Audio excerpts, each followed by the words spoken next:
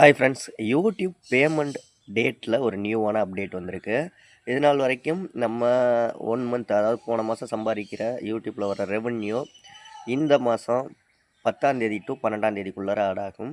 அதே மாதிரி வித்ட்ரா பண்ணுறது 21ஆம் தேதியிலேருந்து 26ஆம் தேதிக்குள்ளே வித்ட்ரா பண்ணிக்கலாம். ஸோ இந்த டேட்டில் வந்து ஒரு சின்னதாக ஒரு மாற்றம் கொண்டு வந்திருக்காங்க. எப்பவும் ஆட்சன்ஸில் 10 டு 12 ஆட் ஆகும்.